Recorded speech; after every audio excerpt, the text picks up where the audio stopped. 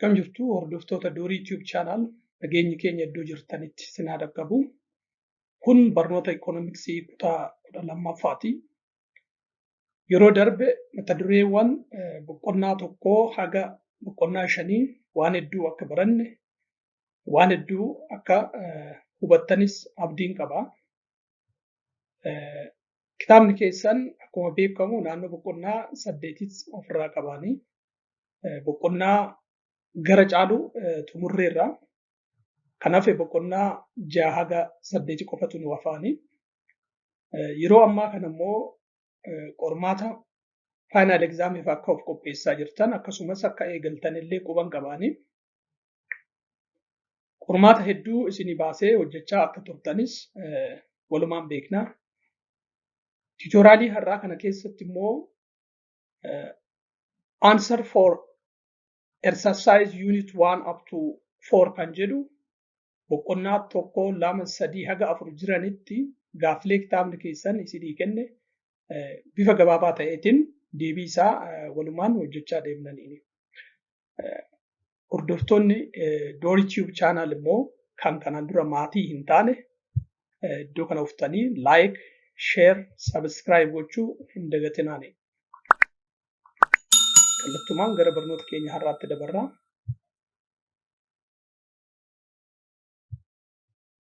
Unit 1 exercise boqonnaa tokko keessaa gaaffilee kitaabni keessa isin gaafate gaaffii dhugaaf soba jedhu waliin hojjennaani.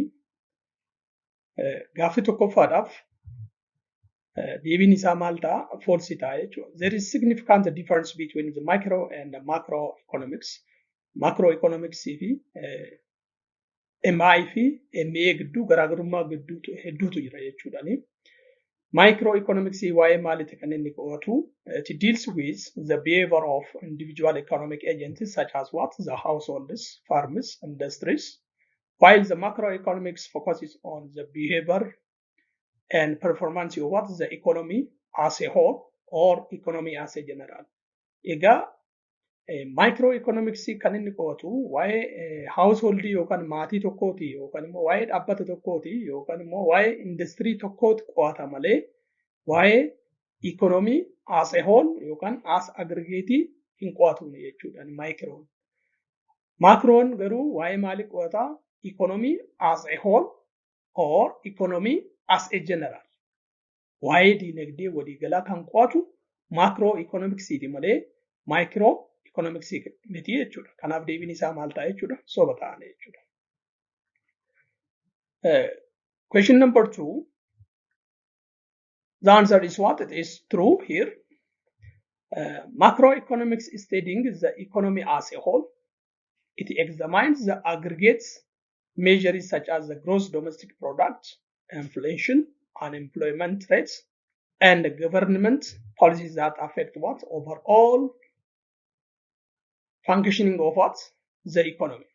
Kanaaf deebiin isaa maal ta'a jechuudha? Isa kanaaf dhugaadha. Macroeconomy kan inni qo'atu dinagdee waliigalaa kan nama dhuunfaa osoo hin taane, kan maatii osoo hin taane, kan dhaabbata tokkoo qofa osoo hin taane yookaan kan industirii tokkoo qofa osoo hin taane dinagdee waliigalaa kan biyyattii ta'uu danda'anii kan qo'atu jechuudha. So the answer is what? True for question number 1.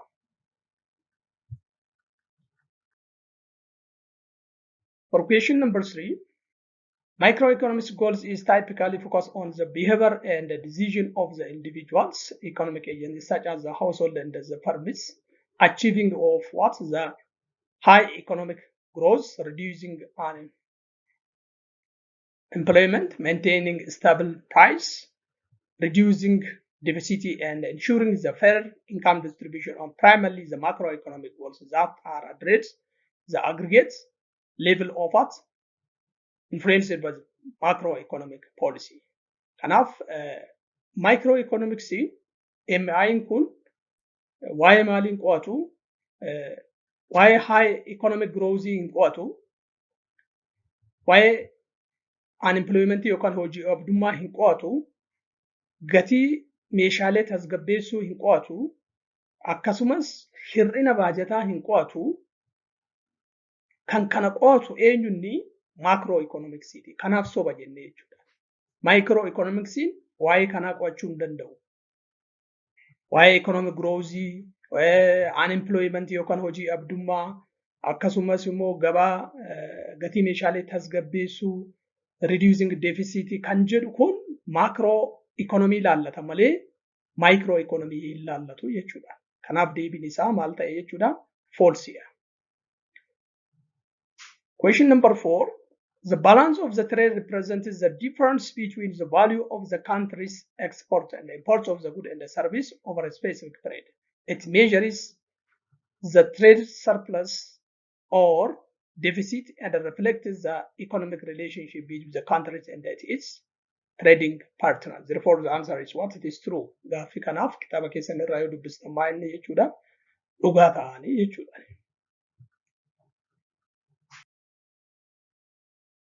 The last question for true false. Gaaffii isa dhumaatiif.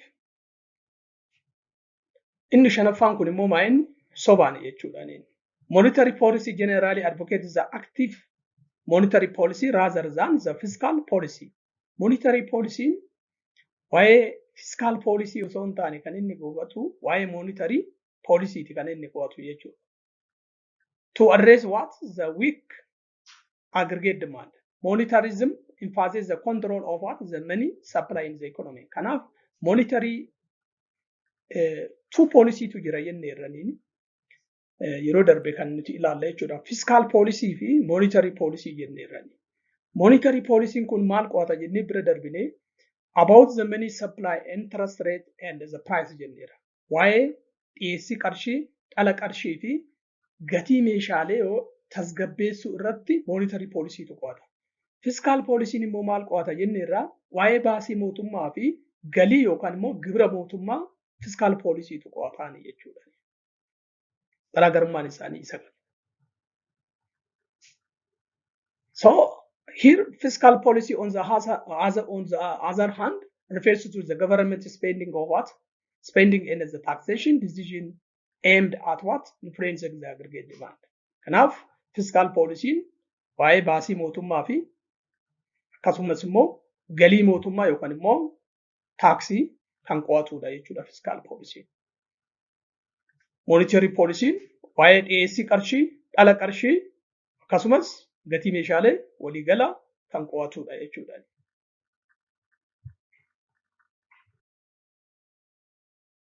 Writing part gaaffii immoo barreessee deebisiisin hin jiruuf.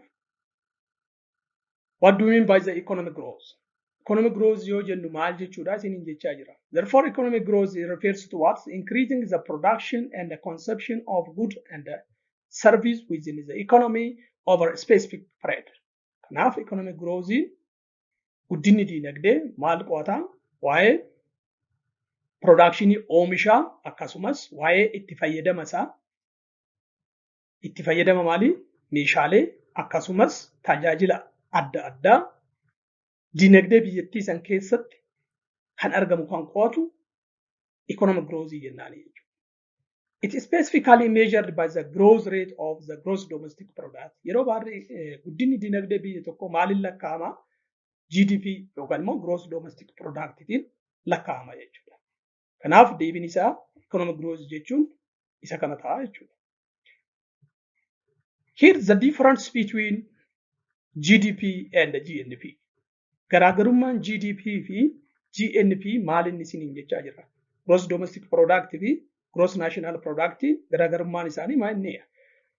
GDP is the total value of all goods and services produced within a country's borders, regardless of whether the production is done by domestic or the foreign entities. Egaa yeroo darbee bal'inaan define gooneera GDP maal akka ta'e jechuudha. GDP kan jennu maal? Total value of what? All goods and services. Gatii meeshaalee fi gatii tajaajila waliigalaa kan daangaa biyya tokkoo keessatti oomishame. Abbaan fe'ee oomishu lammii biyya keessaa haa ta'u, lammii biyya alaas haa ta'u, garuu biyyattii san keessatti yoo oomishame, oomishni sun maal jedhama? GDP kanuma biyya sanaa ta'a jechuudha. Fakkeenyaaf yeroo darbe isinitti meeraniin dhaabbanni Chaayinaa yookaan kaampaanoonni Chaayinaan Itoophiyaa keessatti ni jiruuni ni hojjetuuni. Waan isaan asitti hojjetanii argatan, waan isaan asitti oomishanii biyya Itoophiyaa keessatti argatan GDP biyya Chaayinaatti osoo hin lakkaawamne GDP Itoophiyaa keessa galee lakkaa'ama jechuudha. Guddina diinagdee Itoophiyaatti lakkaa'ama malee kan Chaayinaatti hin lakkaa'amu.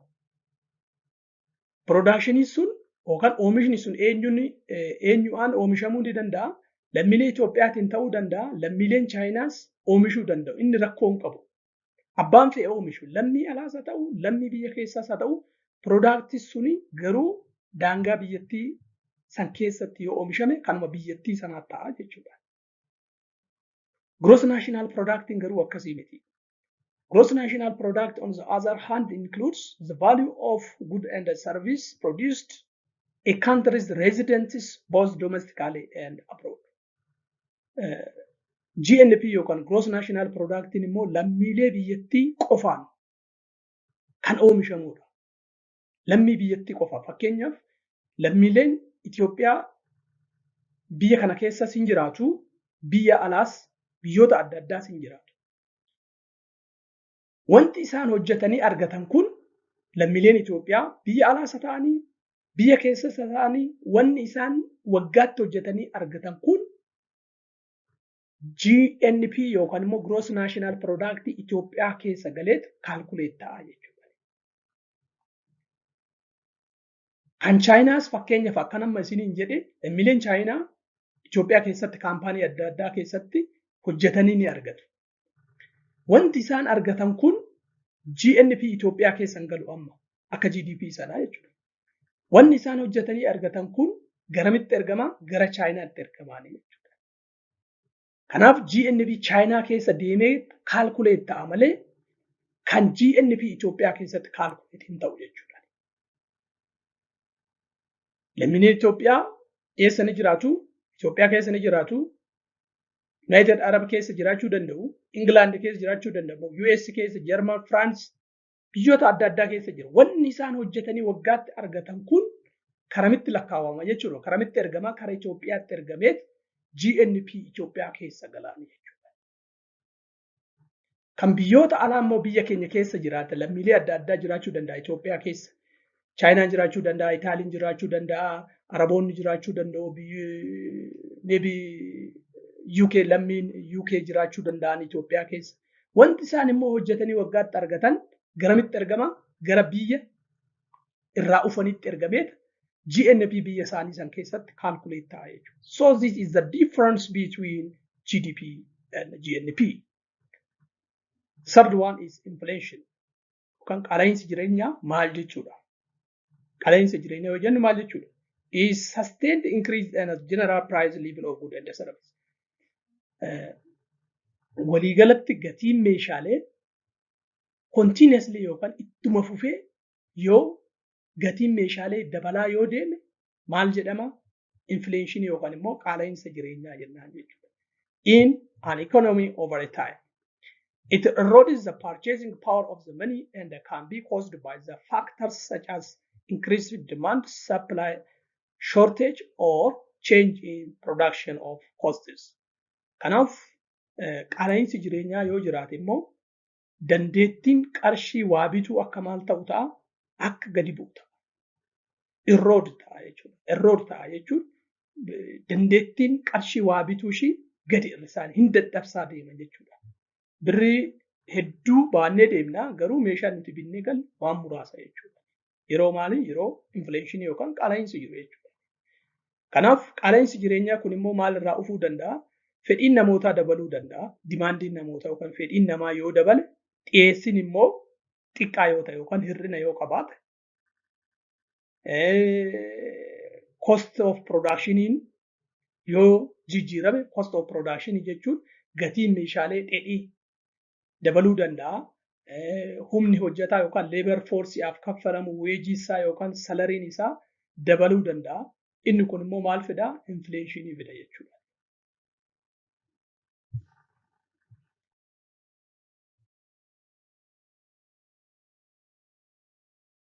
Question number 4, different types of unemployment. here we have the well-known types of unemployment is 4. Gosti hojii abdummaa baay'ee beekamoo kan ta'an meeqatu jira? 3tu jira. Frictional unemployment, structural unemployment, cyclical unemployment. Baay'ee beekamoo kan ta'an 3 kanatu jira jechuudha. Garuu hedduudha, gosa hedduutu jiraanii. Akkuma yeroo darbe baranne gosa hedduutu jira. Garuu baay'inaan kan beekaman 3 kana jechuudha. What do we mean by the fractional unemployment? It is temporary unemployment that occurs when the individuals are transition between the jobs or entering the labor forces. Kanaaf frictional unemployment kun hojii abdummaa yeroo gabaabaaf ta'udha. Temporary. Yeroodhaaf malee adeemsa keessa furamuu ni danda'a jechuudha. Temporary.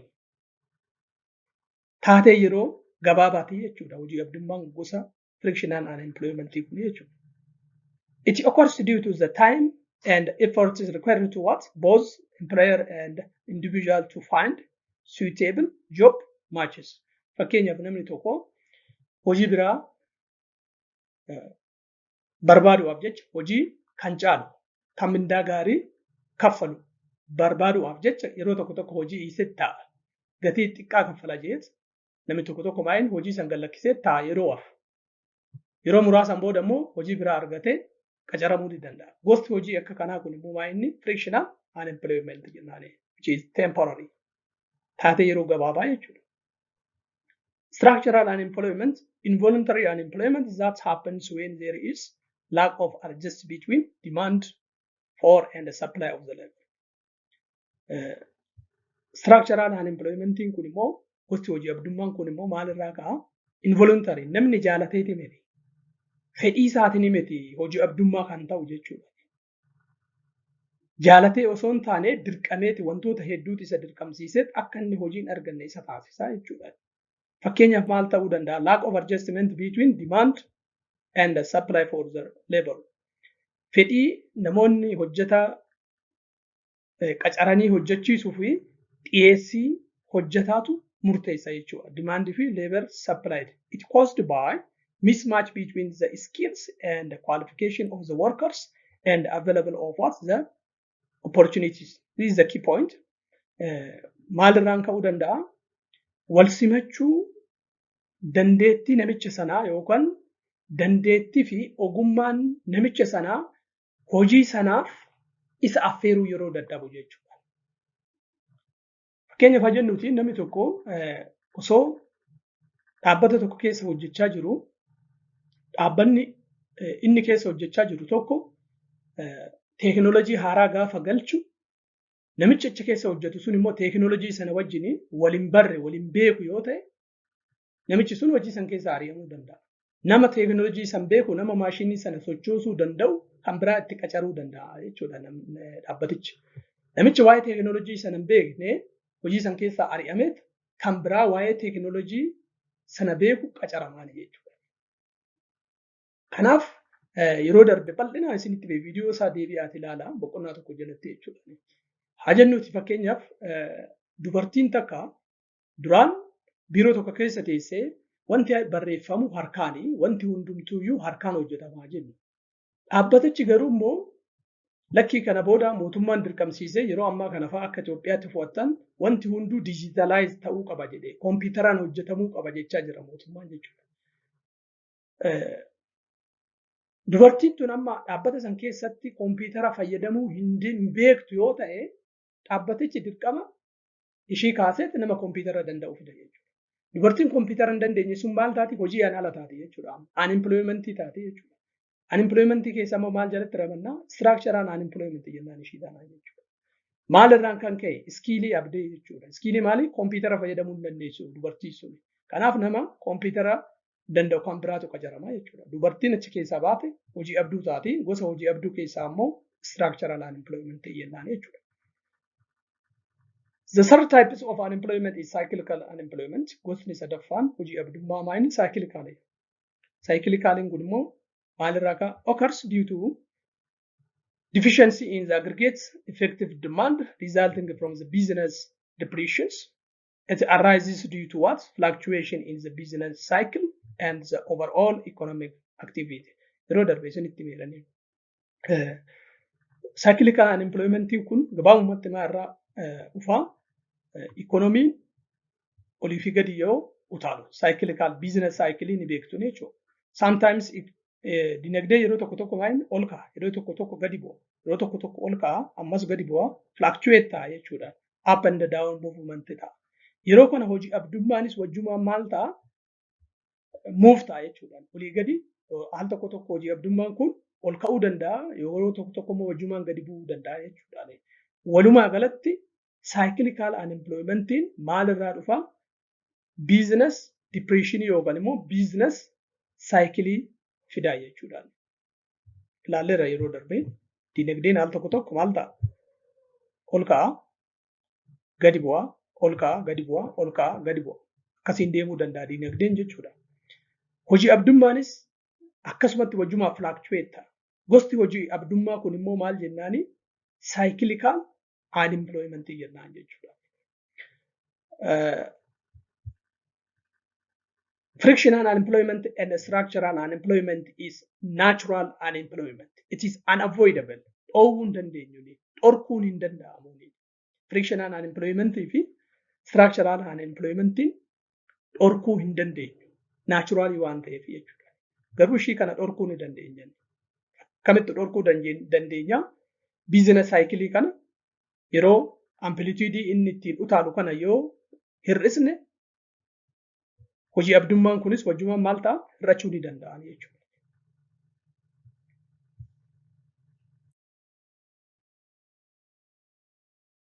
Question number 5.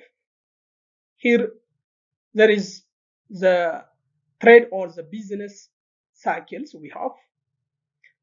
How we can define the business cycle? Business cycle refers to the fluctuation in the economic activity characterized by a period of expansion, contraction, and there is also we have different types of the business phase of cycles. Business cycles jechuun fluctuation of the economy jechuudhaan yookaan immoo dinagdeen yerootti akkuma amma isinitti hime maal ta'a? Fluctuate ta'a. Yeroo darbe bal'inaan ilaalleera giraafika business cycle jechuudha. Kun amma time trend isaa osoo ta'e al tokko dinagdeen maal ta'a? Ol ka'a, gadi bu'a, ol ka'a, gadi bu'a, ol ka'a ammasi. Kun amma maal business cycle jennaan jechuudhaani. Business cycle jechuun up and down movements of the economy or fluctuation in the economic activity. Kana nutti agarsiisa jechuudha. Dinagdeen yeroo olii fi gadi utaalu kana maal nutti agarsiisa? Business cycle nutti agarsiisa. Business cycle kun immoo feesii meeqa qaba yookaan marsaa meeqa qaba? 4 qaba jenneerra. Peak or boom, contraction or recession, expansion, traffic qabaanii jechuudha. Feesii 4tu jira. Marsaalee 4tu jiraan jechuudha. Peak yookaan boomiin kun maal? Highest point of the business cycle, highest ishii tana toppii gaara fakkaatu kana jechuudha. Boomii jechuun yookaan peakii jechuun isa kana. Yeroo kana immoo maalinni wanti hundumtuuyyuu the highest point of the business cycles making the end of what? The expansion phases. Every economic activity is increasing. Outputiin increase ta'a. Oomishni ni dabalaani, inkaamiin ni dabalaani, investmentiin ni dabalaani, wanti hundumtuuyyuu ni dabalaani iddoo kanarratti jechuudha. Contractionary or recession kan jennuun immoo paartii dinagdee gadi kufu tana jechuudhaan, poorshinii tana jechuudhaan. Kunis feesii kana nutti agarsiisa jechuudha. Phase of declining the economic activity characterized by the failing output. Output yookaan oomishni maal ta'a? Hin kufa. Employmentiin gadi kufa. Namni hojii abdummaa ni baay'ata jechuudha. Galiin namootaa gadi kufa. Wanti hundumtuuyyuu economic activity kamiyyuu sochiin dinagdee kamiyyuu yeroo contraction yookaan recession maal ta'a jechuudha? Gadi kufaani. Sochiin dinagdee kamiyyuu. Expansion jechuun immoo ishii tan amma economy ufeet minimum point erga ga'e immoo maal ta'uu eegala? Recover of gochuu of fooyyessuu jala asirra paartii asii ol deemtu tana jechuudha. Ishee tana paartii tana. Kun maal nu agarsiisa? expansion or recoveries in jennani. Phase of increasing the economic activity characterized by rising output amma oomishni maal ta'a dabaluu eegala jechuudha paartii tana irratti. Jilbiiffatee deebi'ee yoo ol ka'u maal ta'a outputii yookaan oomishni ni dabala. Namni chaansiin inni hojii argachuu qabu ni dabalaani. Galiin namootaas maal ta'a ni dabala jechuudha. Yeroo expansion yookaan recovery jechuudha. Trough jechuun immoo the lowest point of the business cycle. The lowest point ishii tana iddoo ikonomiin minimum pointii irra ga'u iddoo tanarra jechuudha. Bakka golba fakkaatu kun maal inni trough jennu jedha. Lowest point of the business cycle making the end of the contraction. Contractionin asitti ni dhumataani. Phases and the begin for the next expansion phases. Contractionin iddoo kanatti ni dhumata. Expansionin immoo asitti eegala jechuudha. Kanaaf iddoon minimumii jirtu tuni trough jennaan jechuudha. Iddoo kanarratti iddoo trough jedhamu kun ikonomiin biyya sanaa akka malee gadi kufuu isaa nu agarsiisa jechuudha. Akka malee kiraayisii guddaa rakkoo guddaa keessa biyyi sun dinagdeen ishii rakkoo guddaa keessa galuu ishii nu agarsiisan iddoo kanarratti jechuudha. So this is all about what? The writing part of unit 1.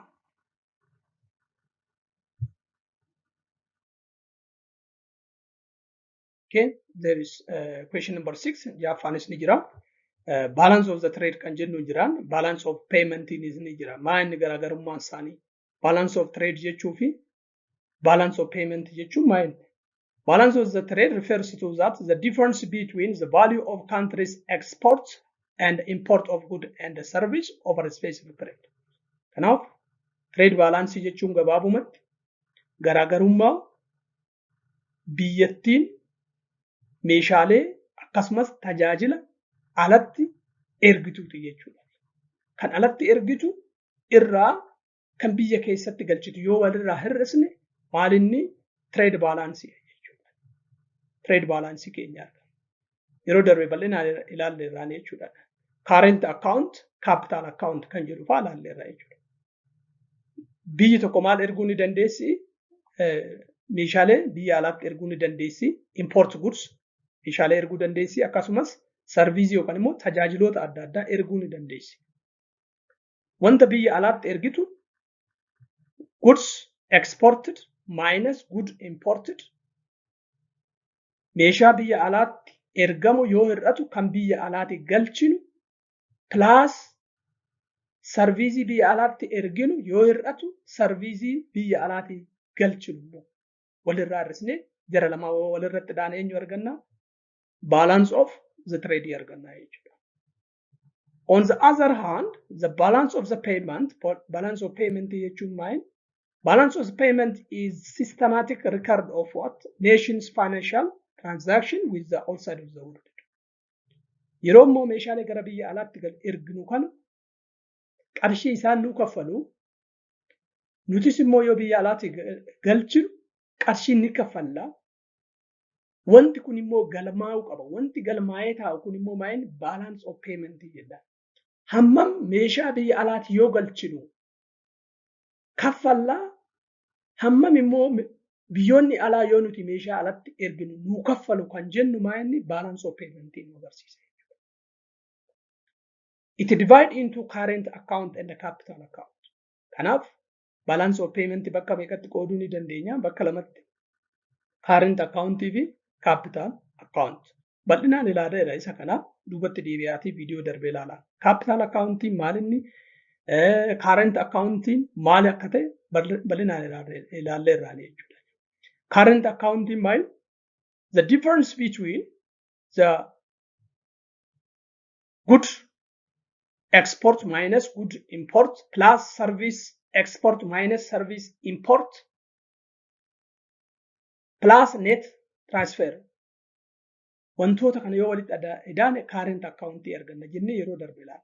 Capital account kan jennu immoo capital inflow minus capital outflow jennee yeroo darbe ilaalleera. Capital biyya alaatii biyya keenya seenu yoo hir'atu biyya keenya keessaa immoo kaapitaala biyyoota biraatti maayigireet ta'u yookaan karaa biyyoota biraatti baqatu yoo walirraa hir'isnu kaapitaala akkaawuntii ergannaan jechuudha. It provides a comprehensive view of the economic transaction between a country and the rest of the world. Kanaaf capital flow kun maal akka inni fakkaatu nu agarsiisa jechuudha. Please go back, observe the video that we already discussed.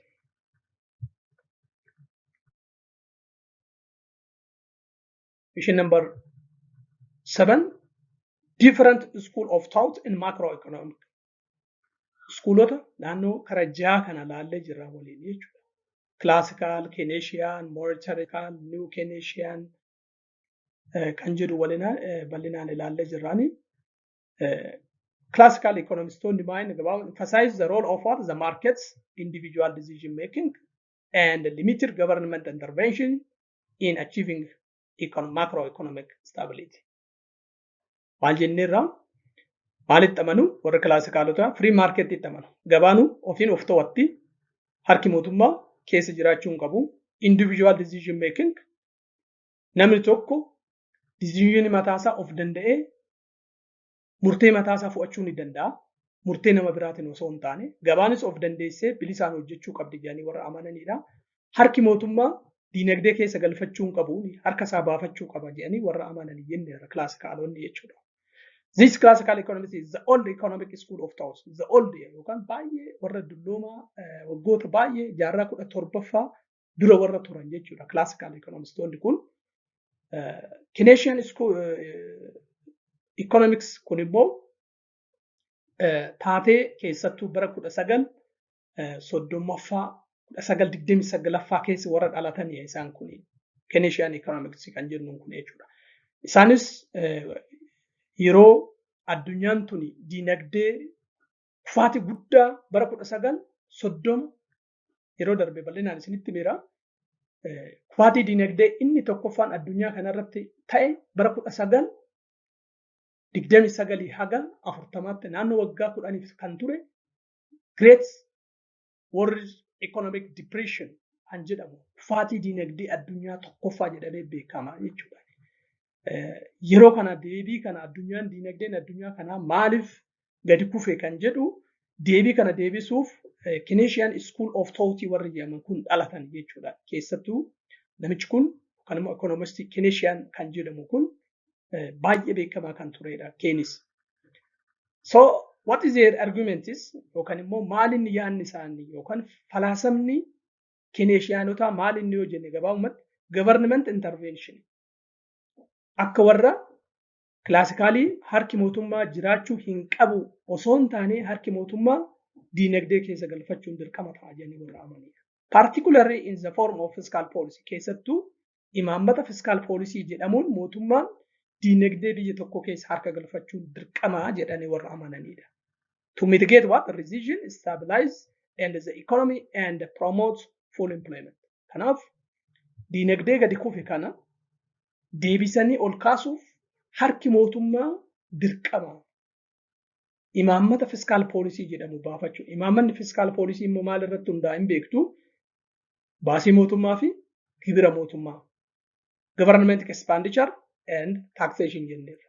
Bifa kanaatiin mootummaan diinagdee biyya tokkoo sirreessuu ni danda'a jedhanii warra yaadanii isaan kun. Monetarism isaan kun immoo school of thought sadaffaadha.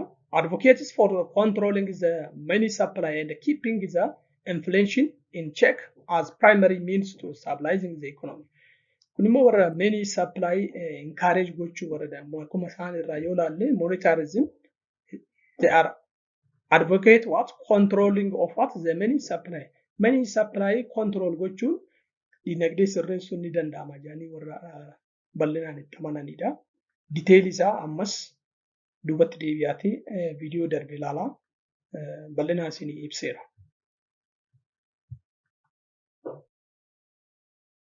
Another the fourth studies of the school of thought is what? New Keynesian economics. New Keynesianonni kun immoo maal jedhu? Economists seeks to explain short-term economic fluctuations and advocate for the active fiscal and monetary policy to address the fluctuation. So keessattuu yaada warra Keenis warra qabatan barattoota Keeneeshiyaan School of Thoughtii warra ta'anii amma New Keeneeshiyaan jedhamanii warri dhufan kun yaada warra Keenis garuu Keenes irraa haga tokko waa fooyyessanii dhufaniini. Explain short-term economic fluctuations.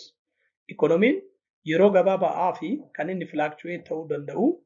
Akkasumas maal advocate go yookaan support go fiscal policy akkasumas monetary policy support go jara lachuuyyuu gaarii jedhanii warra fudhatanidha. Integrates in Keynesian insights with the microeconomics foundations, emphasizing the role of what market imperfection and the nominal rigidity in explaining the economic fluctuation. So keessattuu Keynesian School of Thoughtiin kun macro MA qofa irratti kan isaan xiyyeeffachaa turan.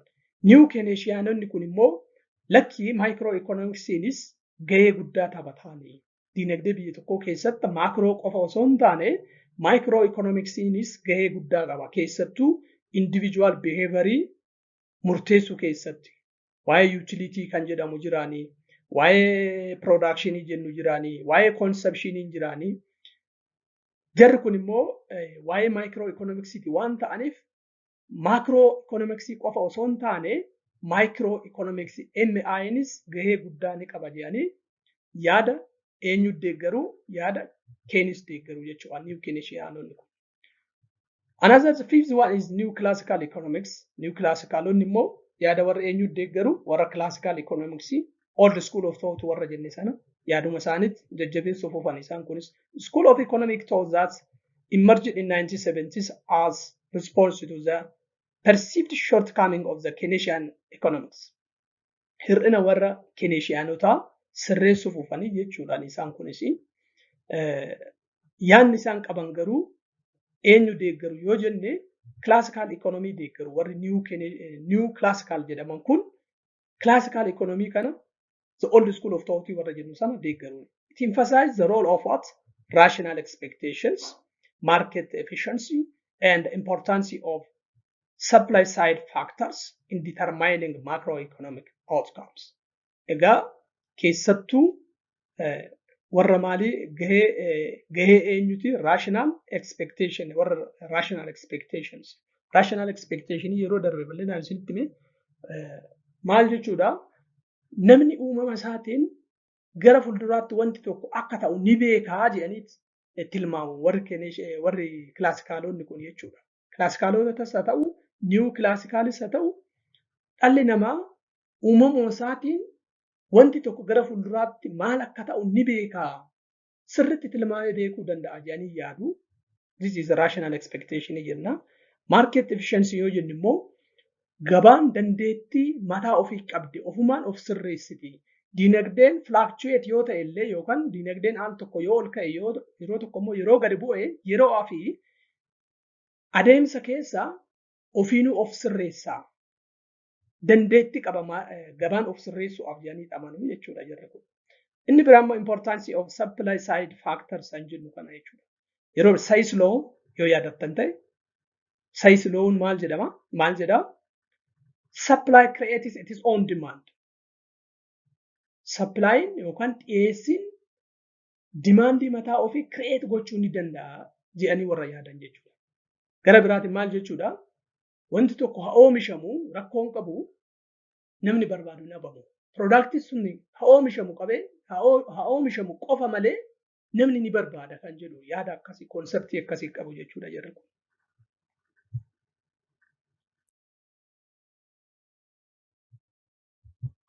So let we see unit 2 aggregate demand and aggregate supply analysis. Gaaffiin itti aanu exercise boqonnaa lamaatu hojjennaani aggregate demand and aggregate supply kan jedhudha.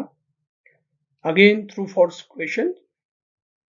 Gaaffii dhugaa yookaan soba jedhee deebisi kana isiniin jira. Question number 1, to correct excess demand, the central bank buys the government securities. So the answer for this one is what? False. Soba jechuudha gaaffii kanaaf. To correct the excess demand, the central bank typically sells the government securities, not by the government securities. In bitu. Bitu osoo hin taane yeroo excess demand hin jiru central banking excess demand jira taana central banking maal gochuu hin danda'u security bituu hin danda'u. Buy gochuu hin qabu. Maal gochuu qaba ni gurgura malee sell go'a malee hin bitu jechuudha. Kanaaf soba jennee jechuudha. Excess demand jiraannan excess demand kan sirreessuudhaaf central banking ni gurgura. Maal gurgura? Government security. Government security yoo jennu maal bondii fa'aa jechuudha. Bondii fa'aa gurgura. Eenyutu gurgura? Baankota dhuunfaa fa'aatti gurgura jechuudha. Birrii harka isaan amma excess demand jechuun fedhiin ilma namaa akka malee ol ka'e. Fedhiin ilma namaa akka malee ol ka'e jechuun immoo maal jechuudha? Qaala'insi jireenyaa jira jechuudha. Kanaaf dirqama qaala'insa jireenyaa kana to'achuuf mootummaan maal godha jechuudha? Bondii ni gurgura malee hin bitu. Hin bitu. Maal godha? Ni gurgura. Yeroo itti gurguru baankotatti qarshii harka isaanii jiru maal godha? Harkaa guura jechuudha. Baankota irraa qarshii harka isaanii guuree naashinaal baankii galche. Baankii biyyoolessaa galche. Baankonni yeroo kana maal qofa of harkaa qabu jechuudha? Bondii yookaan immoo peepparii waraqata qofa of harkaa qabu. Kanaaf dabarsanii maamila isaaniitii qarshii liqeessan hin qaban. Qarshiin eessa qixxeerti guuramteetii naashinaal baankii yookaan baankii biyyoolessaa galtee jechuudha. Yeroo kana circulation of the money on the market isa jennu yookaan qarshiin gabaa irratti baay'atituun walitti guuramtee eessa galti? Naashinaal baankii keessa galti. Gabaa irratti qarshiin hin baay'atu, infleeshiniin hin jiru jechuudha. Kanaaf deebiin isaa soba hin jenneef isa kanaaf jechuudha. Excess demand jiraannan central banking hin bitu. Maal godha? Ni gurgura malee. By selling the government securities, the central bank withdraws the money from the economy. Dinagdee san keessatti qarshii akka malee baay'ate kana hin guuree naashinaal baankii galchee jechuudha. Reducing the money supply. Kanaaf dhiyeessiin qarshii gabaa irratti maal ta'a? Ni hir'ata jechuudha. Dumping the aggregate demand. Aggregate demandinis maal ta'a ufa jechuudha? Gadi bu'a. Excess an ta'e kun irrachaa ufa jechuudha. Dinagdee biyya sanii sirreessuu nu danda'a jechuudha. Kanaaf soba jenneen.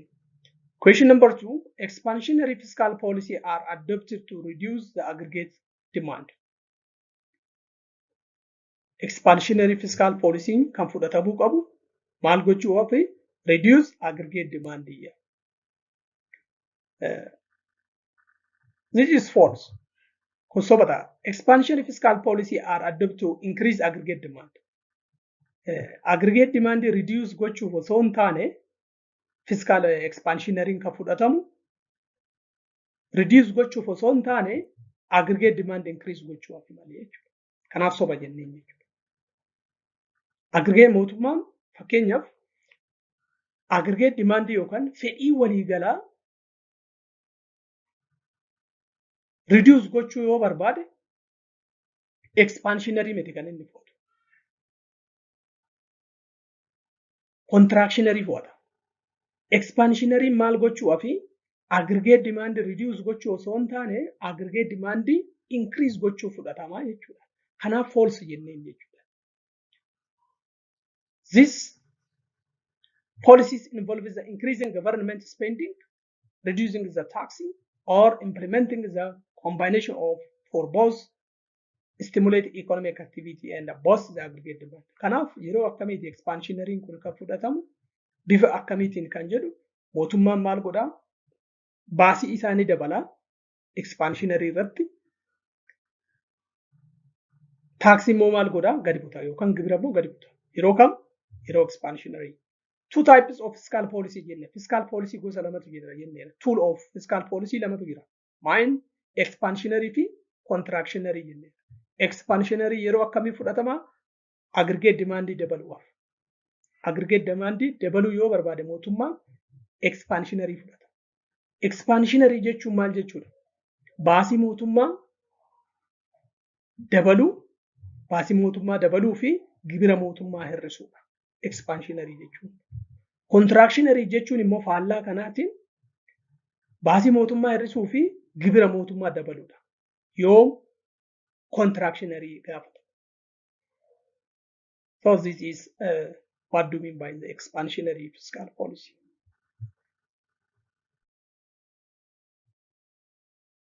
Government should reduce tax rates to increase the aggregate demand. Maal jedha mootummaan gibira hir'isuu qaba. Maal gochuudhaaf? Aggregate demandii dabaluudhaaf. Fedhii waliigalaa dabaluudhaaf mootummaan gibira hir'isuu qabaa jedha.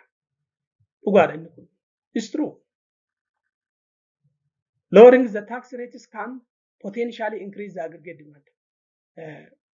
Taaksii yeroo hir'atu galiin namootaa maal ta'a ni dabala. Gibirri uummataaf hir'ata jechuun dandeettiin isaan waa dabalanii bituu ni dabalan. Gibira xiqqaa kaffalu waan ta'eef qarshii guddaa of harkaa qabu. Qarshii guddaa of harkaa qabu yoo ta'e immoo qarshii kana maal gochuu ni danda'u, invest gochuu ni danda'u, consume gochuu ni danda'u, consumptioniif ni fayyadamu. Investmentiin dabala jechuun consumptioniin dabala jechuun immoo aggregate demand ni dabala. Maaliif consumptionii fi investmentiin elementii eenyuti? Element aggregate demand waan ta'eef jechuudha. When tax rates are reduced, individual and business have more disposable income. Cannot disposable income in namoota maal ta'a ni dabala yoo gibirri xiqqaatu. Which can lead to what? Increase the consumption. Consumptioniin namoota yookaan itti fayyadamiinsi waan tokko kan uummanni itti fayyadamuu barbaadu ni dabalaanii, investmentiin ni dabalaanii, kun immoo maal godhaa? Aggregate demand ol kaasa jechuudha. Question number 4. Control of the wage become necessary when there is situation of inflation. Mindaa namootaa control gochuun ni barbaachisaani. Yeroo akkamii? Yeroo qaala'insi jireenyaa jiru mindaa namootaa control gochuu, wage control gochuun barbaachisaadha jedha. Control of the wage become necessary when there is situation of inflation. This is false. Control of the wage is not typically seen as the direct measure for addressing the inflation.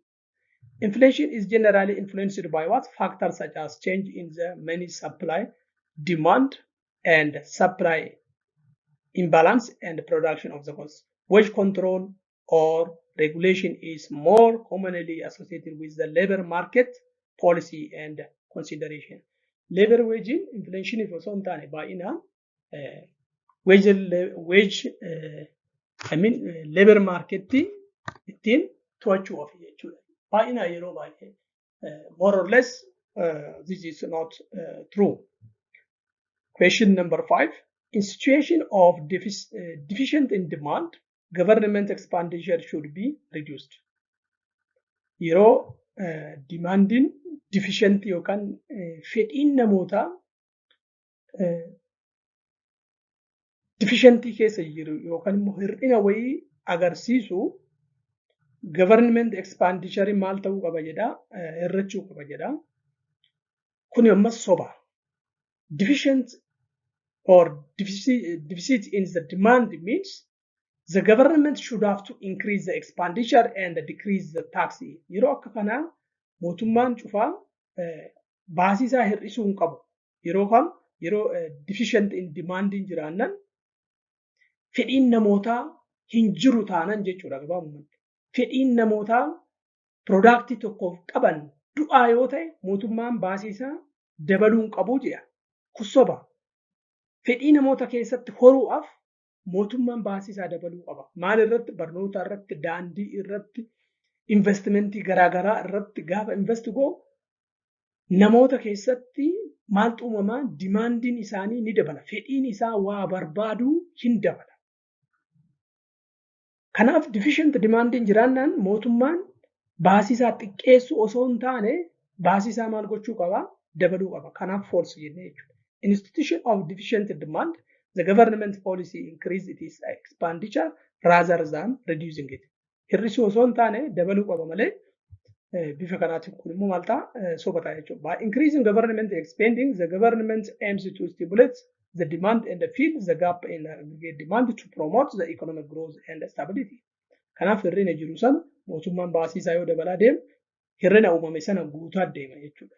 Reducing the government expenditure during the deficient demand situation can potentially exaggerate the economic downturn. Ittuu mootummaan yeroo deficient demanding jiru baasii isaa hir'ise jechuun fedhiin namootaa garmalee ittuu akka gadi kufu godha. Kun immoo diinagdee biyya tokkootti maayini balaa guddaa qaba.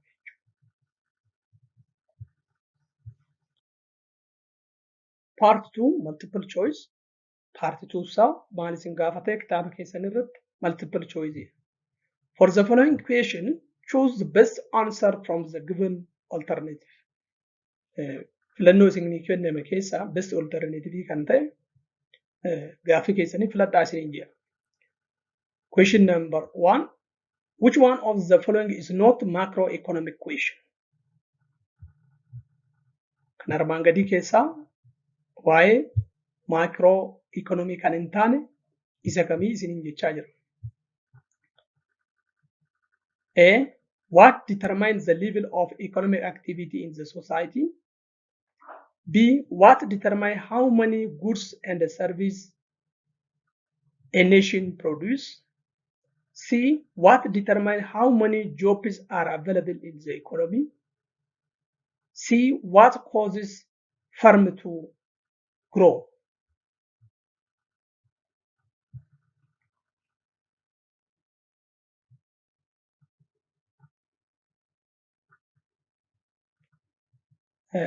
So the answer for this question is what?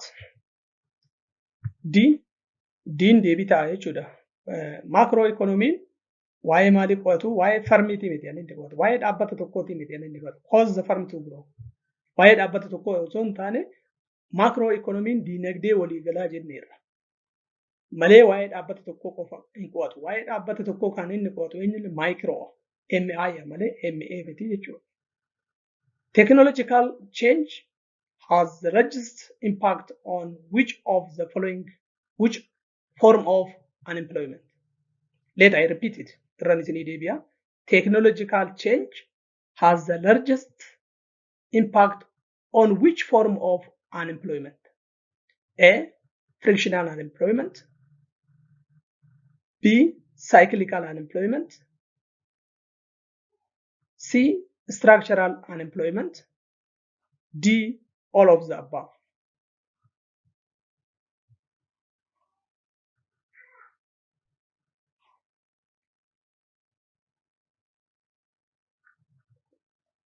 So we already discussed this one. Yeroo amma darbe type of employment irratti ilaallee jirraani.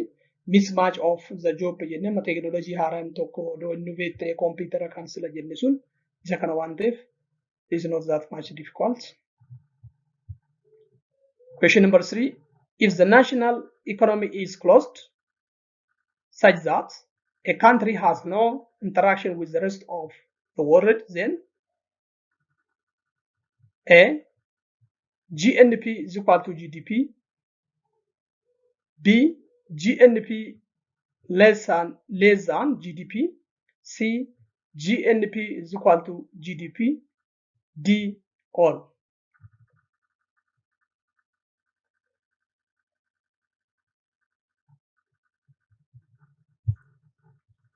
The right answer for this question is what? C.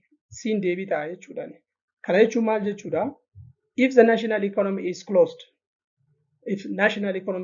jechuun biyyi tokko biyya biraa wajjiniin walqunnamtii daldalaa yookaan walqunnamtii diinagdee gonkumaa hin qabdu jechuun maal jechuudha? Exportiinis hin jiru, importiinis hin jiru jechuudha. Exportii fi importiin hin jiru taanaan net factor income hin jiru jechuu agar biraati. Net factor income hin jiru taanaan maaltu ta'a jechuudha? GNP fi GDP'n walqixa ta'a jechuudha. Maaliif GDP jechuun gabaabumatti durumaan iyyuu maal hin dabalatu? Productii biyya alaatii galu hin dabalatu jenneerra. GNP'n garuu maal dabalata? Productii biyya alaa galuu fi income received minus income gain. Income received minus income paid or income inflow minus income outflow jenneerra. Net factor income dabalata inni kun.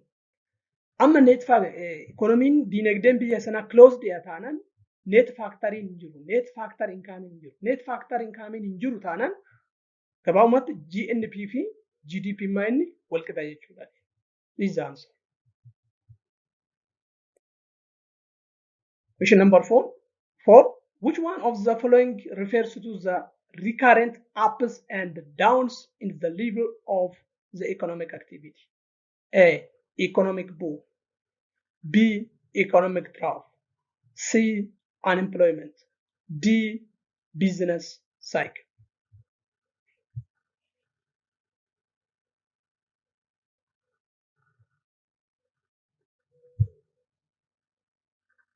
Deebiin isaa maal ta'a?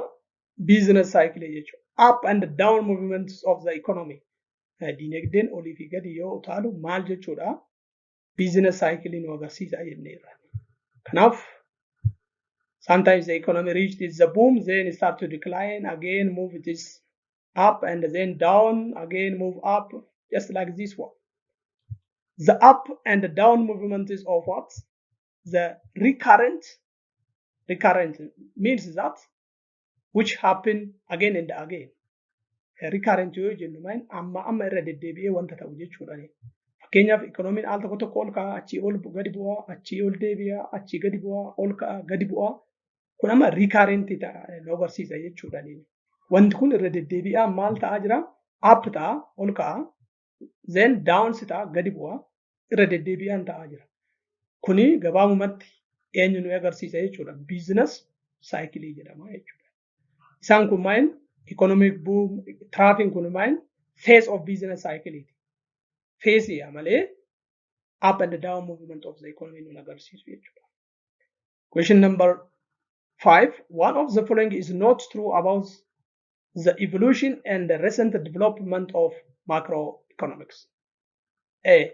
Classical view was predominant economic philosophy until the Great Depression.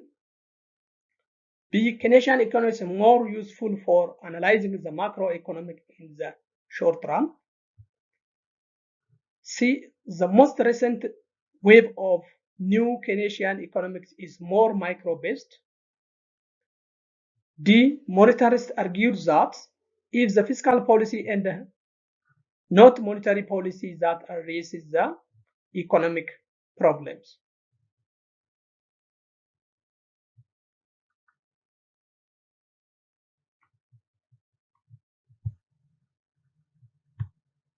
So the answer is what? The answer is D. All are, the rest one is true. Kan dirra hanafe hundi isaaniitu dhugaa. Not true about the evolution of recent development of macroeconomics kan jedhu dhugaa kan hin taane eenyuun jechuudha monetary.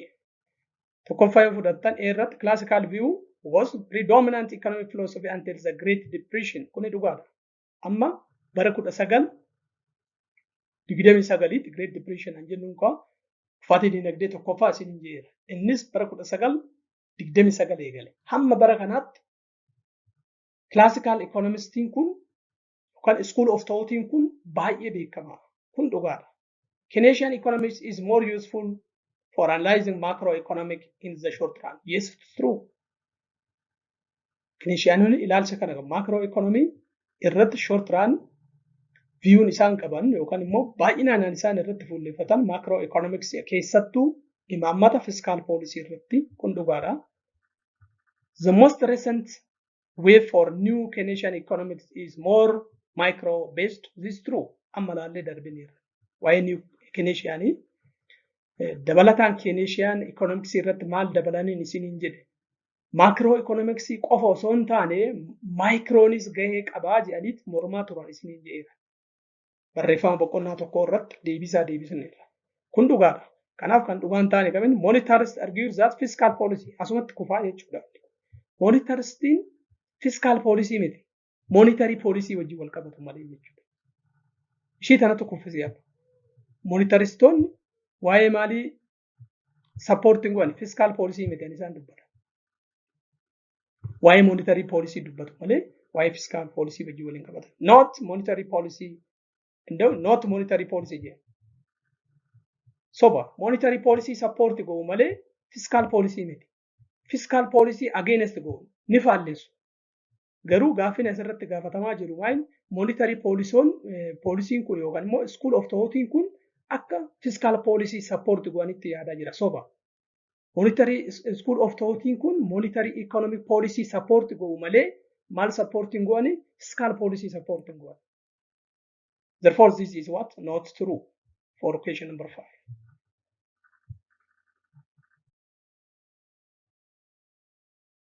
Writing part barreessi kan isinii jedhu irratti what is aggregate demand? Aggregate demand jechuun maal jechuudha isinii jedha. This is what we already defined. Aggregate demand refers to the total amount of spending in the economy by households, businesses, and the governments on goods and services produced within that economy. It represents the sum of consumption expenditure and investment expenditure. Kanaaf aggregate demand jechuun maal fedhii waliigalaa. Fedhii waliigalaa kan jennu immoo ida'ama waliigala diinagdee biyya tokkoo keessatti kan akka maatiin tokko baasuu danda'u. Kan dhaabbanni kan dhaabbileen adda addaa baasuu danda'a. Akkasumas baasii mootummaan baasuu danda'u. Maal irratti? Meeshaalee irratti, tajaajila irratti baasu kun maal nu agarsiisa? Aggregate demand yookaan immoo fedhii waliigalaa jenna. What is the main components of aggregate demand? Elementoonni aggregate demand eenyu faadha? Afur qabna. Consumption, investment, government expenditure, net exporting kun maal components or elements of aggregate demand jennaan jechuudha. Mathematically, you can express the aggregate demand just like this one. Aggregate demand is equal to consumption plus investment plus government expenditure plus net export jennee ol kaa'uu dandeenya bifa herreegatiin.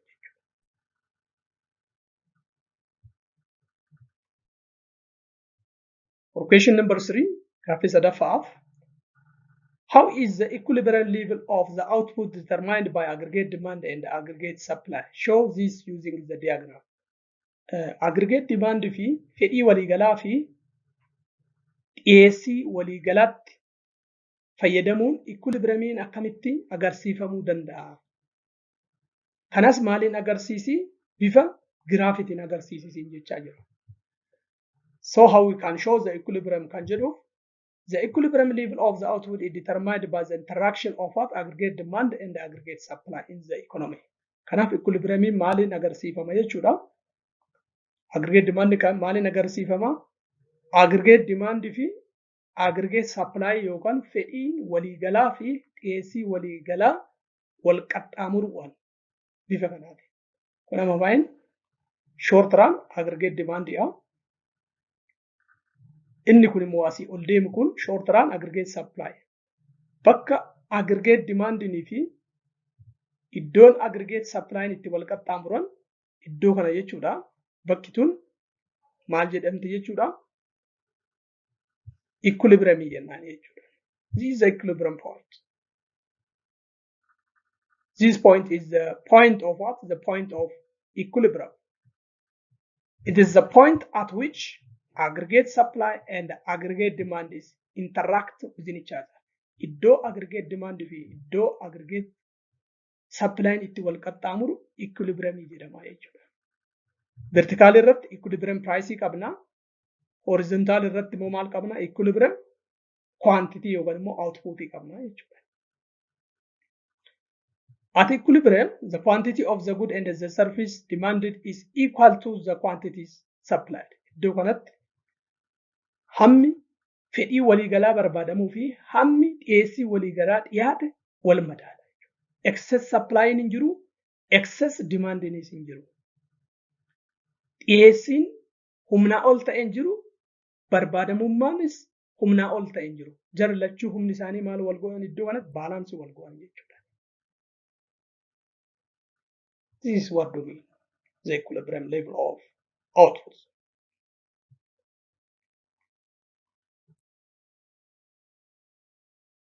Part 3, explanation. Question number 1. Change in aggregate demand and a change in aggregate quantity demand. Maal jechuudha? Garaagarummaan change in aggregate demand jechuu fi change in aggregate quantity demand jechuun maal inni hiikni isaa yookaan garaagarummaan isaa isiniin jechaa jira. There is two important change in aggregate demand. This is one. Another one is change in quantity demand, aggregate quantity demand. This is the two different in meaning. Jarri kun lamaan garaagarummaa guddaa qabu. Hiikni isaanii gargari wal hin argatu. Yeroo darbe isinitti beera. Change in aggregate demand yoo jennu change in aggregate quantity demand jechuun completely wal hin argatanii. Change in aggregate quantity demand refers to movements along the aggregate demand curve caused by solely or only by change in the price level resulting in movements along the aggregate demand curve while holding the other factor constant. Barattoota sirriitti hubadhaa.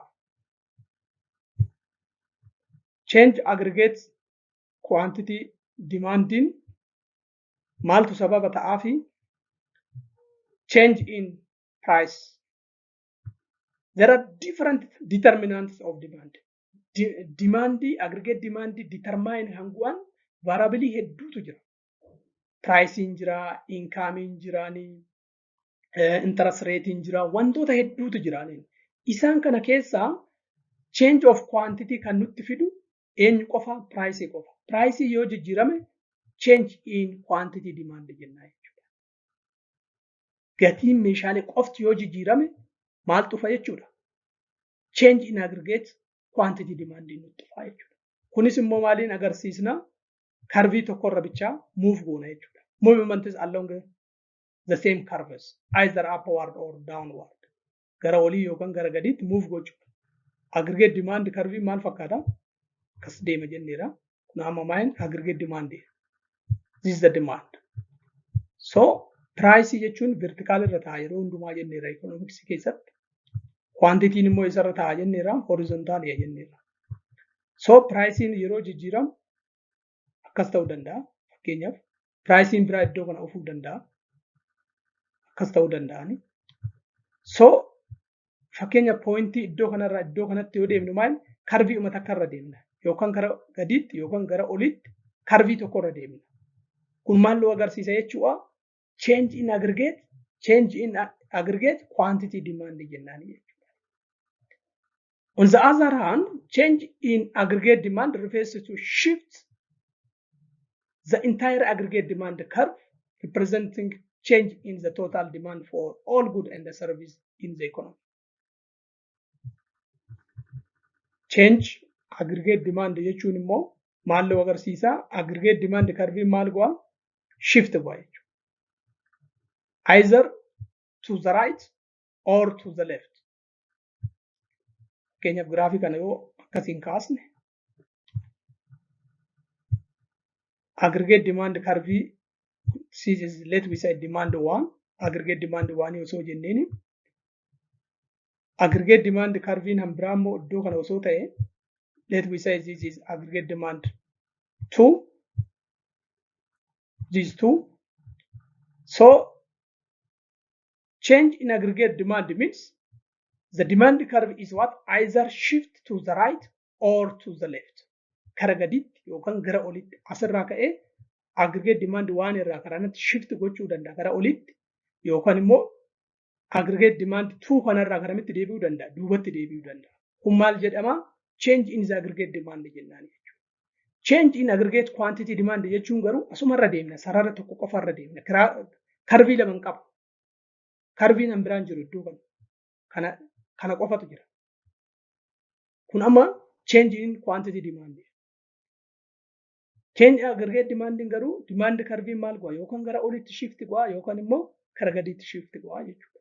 This is the difference between what do you mean by the change in aggregate quantity demand and change in the aggregate demand. Change in the aggregate demand kana immoo maaltu nutti fida yoo jenne tokkoffamaan income galii namootaa interest rate liqii sochii dinagdee inni kun variabloonni kun aggregate demand curve yookaan gara olitti yookaan gara gadiitti shift. Pricing garuu maal godhaa? Asumarra qofa sarara qofarra deemna. Either upward or downward deemna jechuudha. Change in price, change in aggregate quantity nutti fida. Jarri kunoo incoming change yoo ta'e, interest rate change yoo ta'e, credit yookaan liqiin change yoo ta'e maal nutti fida? Change in aggregate demand nutti fida jechuudha. Please take care on this one. Last time I told you in detail about this one. Go back to refer what we already discussed.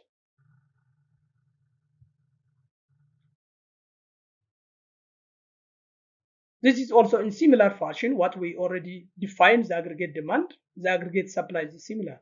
Wal fakkaata. Aggregate demand in isinii gallaan aggregate supply ifa. Curvii qofatu, graafii qofatu gargari malee jechuudha. The only difference is what? Only the graph. The meaning is the same. When we say the change in the quantity supplied and change in aggregate supply. Tokkuma. Graafii qofaa wal caalu waan garaagarummaa qabaatu jechuudha. Change in quantity supply jechuun you know that supply curve maal ta'a jenne irra upward supply curve upward slope ta'a bifa kanaatiin ajennuuti is supply. So price yoo jijjiiramu bifa kanaatiin agarsiisna jechuudha. Curve ima tokkorra deemna. Curve biraan qabna, supply curve biraan qabna. Takkitti ima qabna. Asumarra deemna jechuudha. Yookaan as achi ol deemna yookaan achi gadi buufna. Kun maalinni change in quantity supply jennaan isa kana. Change in aggregate supply immoo supply curve maal ta'a? Yookaan gara olitti yookaan gara gadiitti shift go'a. Iddoo isaanii jijjiira jechuudha. Let me say supply curve inni tokkoffaan isa kana odoo jenne supply curve inni biraa immoo kalarii isaa jijjiirruti. Curve biraa isa kana osoo ta'e this supply curve 2 osoo jenneeni kun immoo supply curve 1 osoo jenneen. So this is change in what? Change in aggregate supply jenna jechuudha. Yookaan gara gadiitti kanatti shift gochuu danda'a. Yookaan immoo garamitti deema? Gara olitti shift gochuu danda'a. Direction isaa irratti hundaa'e jechuudha. Magnitude isaa irratti hundaa'e. The curve maybe either shift from this blue line kanarraa yookaan karamitti dhufuu danda'a. Karaa sarara diimaa kanatti kanatti shift gochuu danda'a. Yookaan immoo sarara diimaa kanarraa gara blue ta'e kanarratti kanatti shift gochuu danda'a. Kun maal jedhama? Change in the aggregate supply. Position isaa hin jijjiira. Guutumaa guututti iddoo diimaa kanarraa ka'eeti iddoo bifa waaqaa fakkaatu kana dhufa yookaan immoo iddoo bifa waaqaa fakkaatu sarara kanarraa ka'ee teessa dhufuu danda'a. Iddoo diimaa kana dhufuu danda'a. Change in aggregate supply jenna. Change in quantity supply garuu asumarra deemna. Karvii takkarra. Iddoo kana yookaan iddoo karvii supply karvii takkitti qofa qabna. Kan biraan jiru jechuudha. This was the difference.